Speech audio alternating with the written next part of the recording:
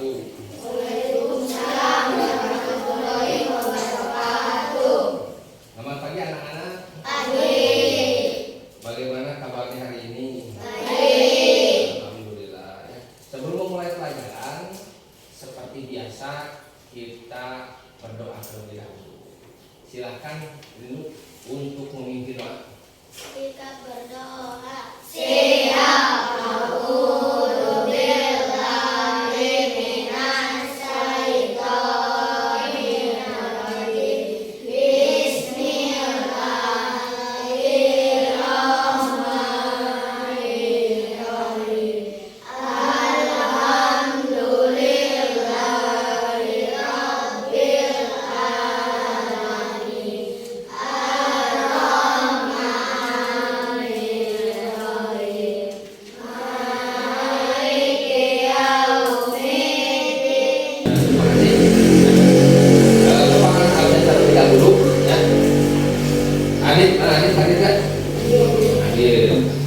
Alfi,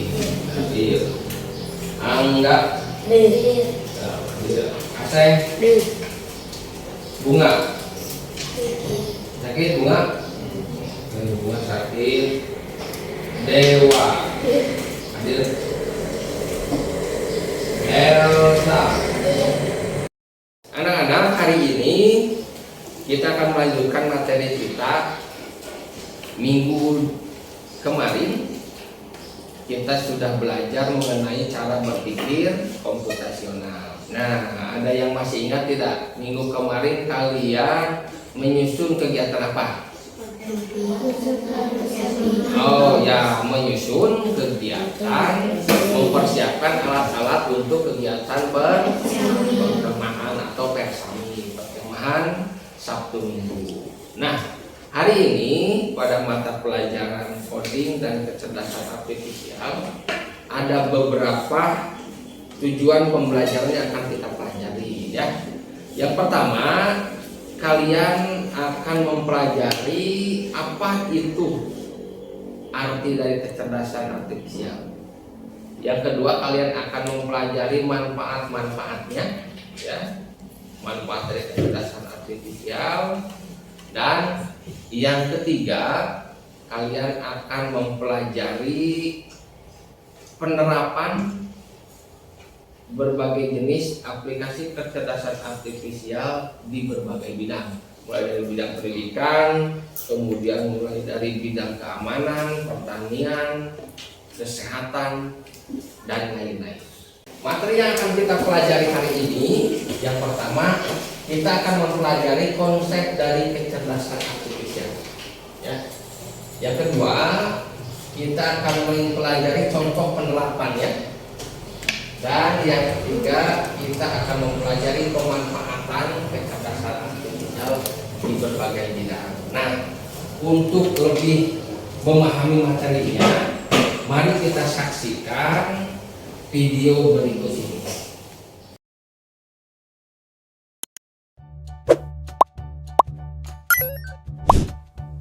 Apa hal pertama yang muncul di pikiranmu ketika mendengar kata AI atau kecerdasan buatan?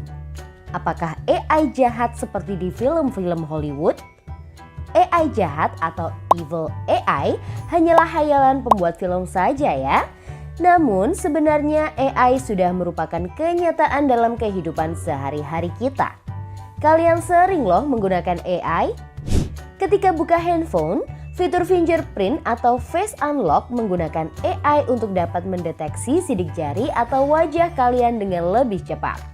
Ketika googling, adanya AI akan memberikan hasil pencarian yang lebih sesuai dengan minat dan kebutuhan kalian. AI juga banyak digunakan pada berbagai aplikasi loh.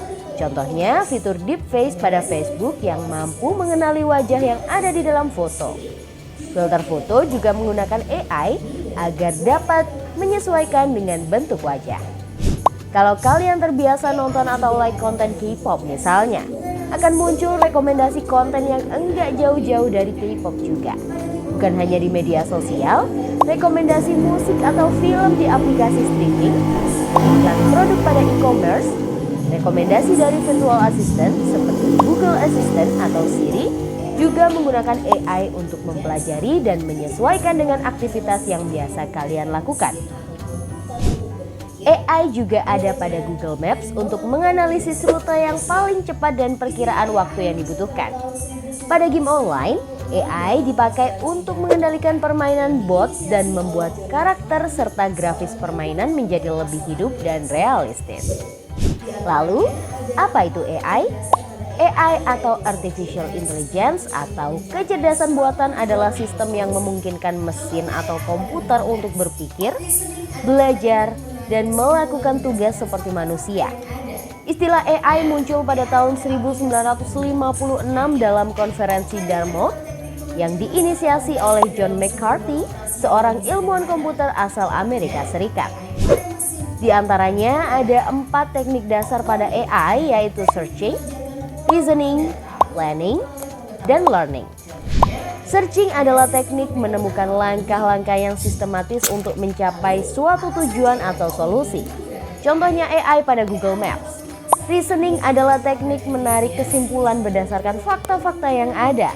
Contohnya AI pada aplikasi pendiagnosa penyakit. Planning adalah teknik memecah masalah kompleks ke dalam sejumlah operasi yang lebih sederhana. Contohnya AI pada mesin perakitan kendaraan. Learning adalah teknik mengajarkan pola-pola data untuk memperoleh pengetahuan. Contohnya AI pada sistem mobil tanpa pengemudi. Lalu, apa saja ya keunggulan menggunakan AI?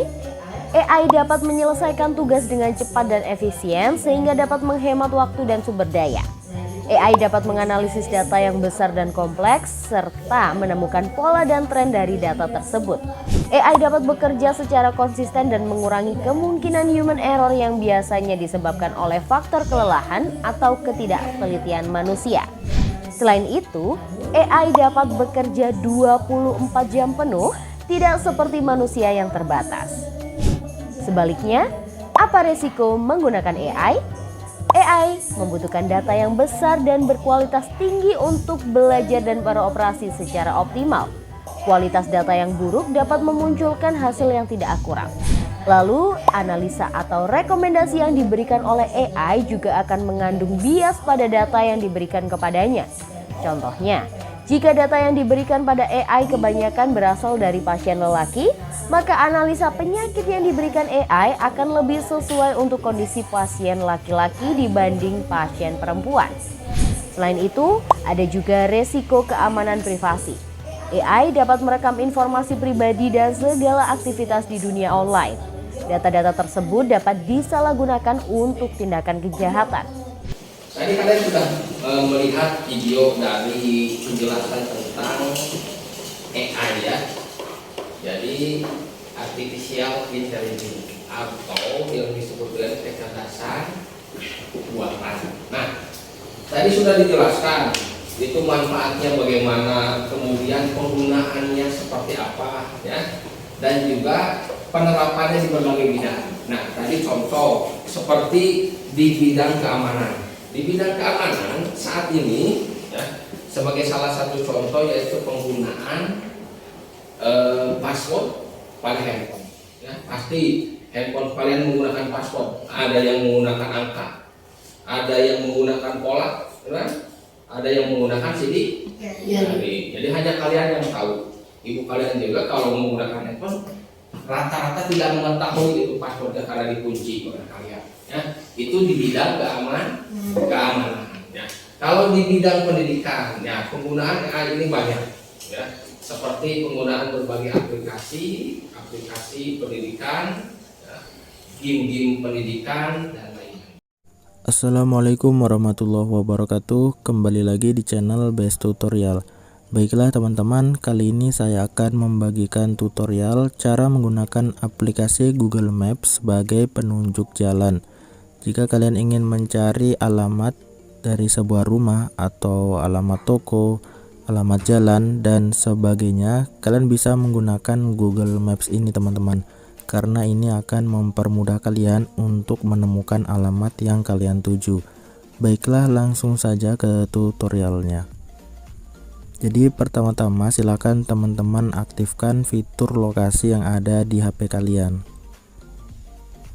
Jadi silakan kalian aktifkan dulu ya fitur lokasi, dan pastikan juga kalian terhubung ke jaringan internet. Nah, langsung saja sekarang kita buka aplikasi Google Maps-nya. Jadi tampilan awal dari aplikasi Google Maps seperti ini ya teman-teman, dimana titik biru ini merupakan posisi kita sekarang.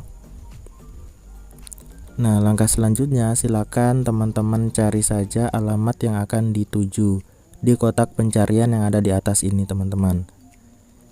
Semisal di sini saya akan mencari alamat sebuah cafe ya teman-teman. Jadi ketik saja di sini yang akan kalian tuju.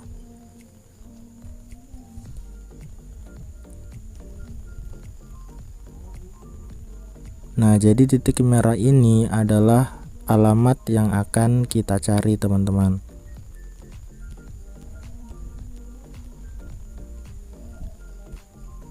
Sedangkan posisi kita sekarang yaitu berada di titik biru ini. Langkah selanjutnya silakan teman-teman di sini klik rute yang ada di bagian pojok kiri bawah. Nah, maka kita akan langsung ditunjukkan jalan terdekat untuk menuju ke lokasi yang akan kita cari, di mana jalan tersebut berwarna biru. Kemudian jika teman-teman sudah ingin menuju ke lokasi tersebut, silakan teman-teman klik menu mulai. Teras Coffee dan Eatery mungkin tutup pada saat Anda tiba. Nah, maka teman-teman akan langsung diarahkan ke lokasinya. Nah, anak-anak, selanjutnya kita akan bekerja kelompok. Ya, seperti biasa nanti kalian akan dibagi menjadi beberapa kelompok. Silakan nanti mejanya bisa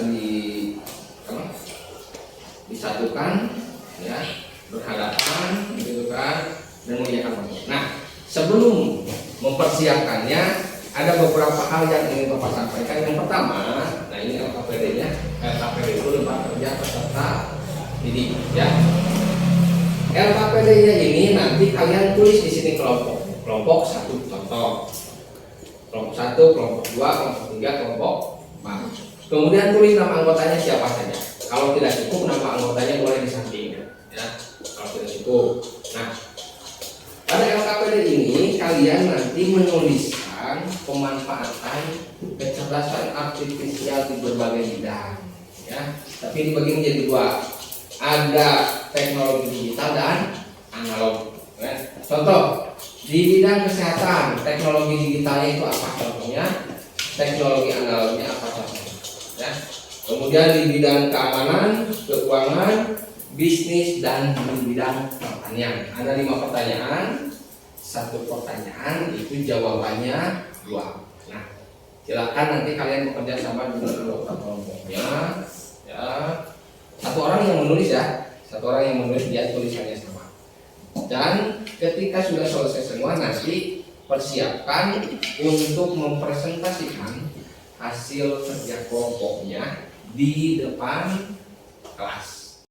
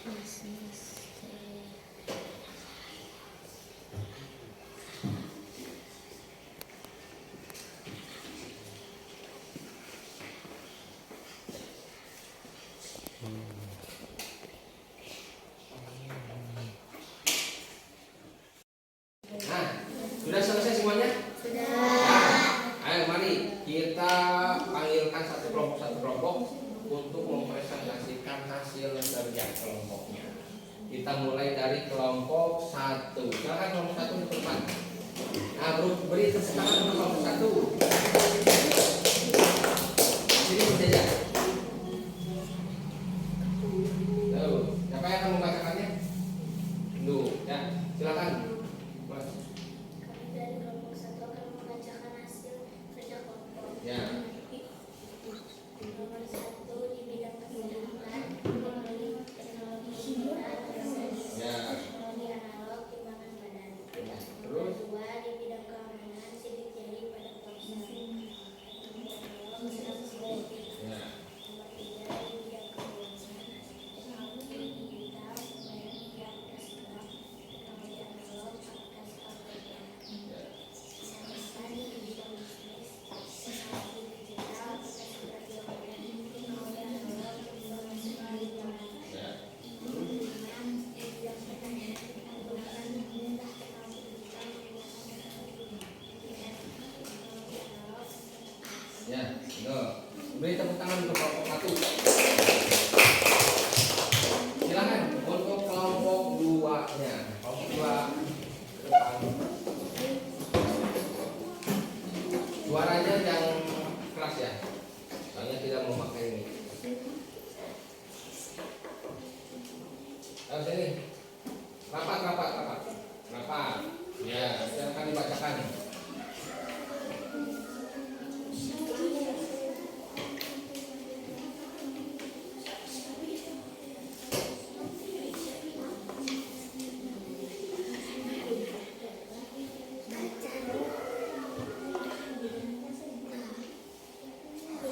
Dalam nomor 1 di bidang kesehatan, teknologi digital apa?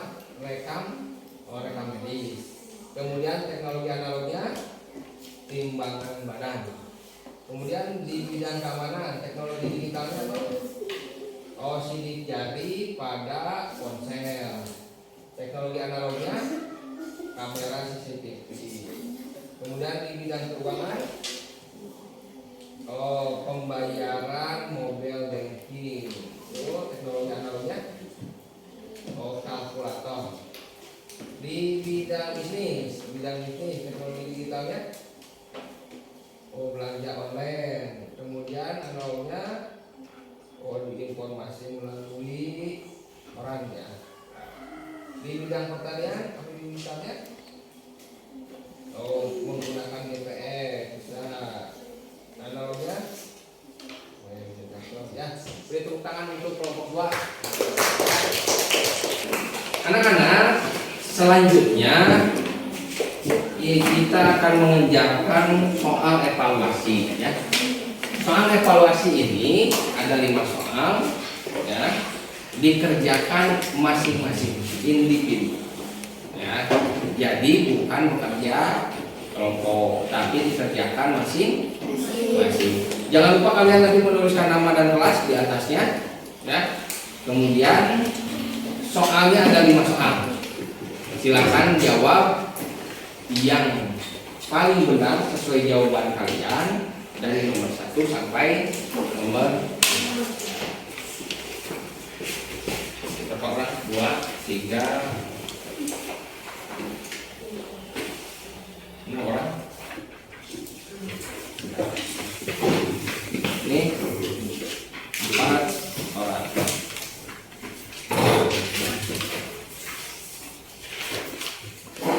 Ini 4 orang.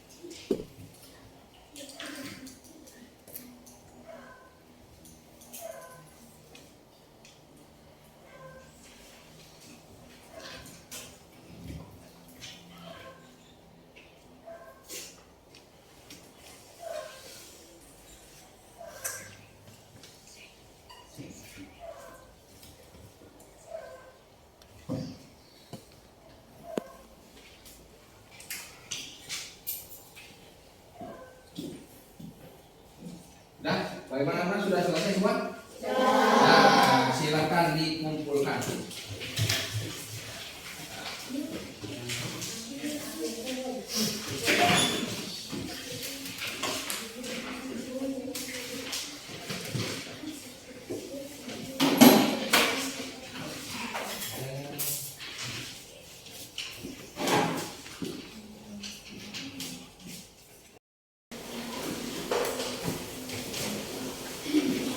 Nah, anak-anak, pembelajaran kita hari ini sudah selesai. Tapi sebelum mengakhiri pelajaran, Bapak ingin bertanya terlebih dahulu, ya. Apa yang kalian pelajari pada hari ini? Nah, yang pertama itu pengertian dari kecerdasan artifisial, ya. Jadi pengertian kecerdasan artifisial. Yang kedua yaitu contoh penerapan kecerdasan artifisial, kan? Yaitu tadi kita sudah belajar mengenai cara penggunaan aplikasi Google Maps. Ya. Yang ketiga pemanfaatan, ya, kecerdasan artifisial di berbagai bidang. Apa saja tadi? Apa? Kesehatan, kemudian pertanian, kemudian pendidikan, kemudian di bidang bisnis. Nah, cukup sekian pembelajaran kita hari ini. Kita akan lanjutkan minggu depan pada mata pelajaran coding dan kecerdasan artifisial dengan materi yang lain, ya. Terima kasih kalian sudah mengikuti pembelajaran hari ini. Karena ini adalah jam terakhir, ya. Silakan bukunya dibereskan dan disiapkan berdoa.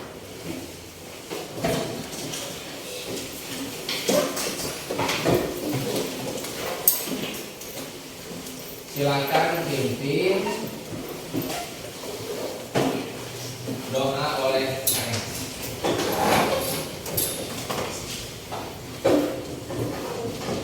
Jangan lupa ya, nanti sebelum pulang mejanya dirapikan,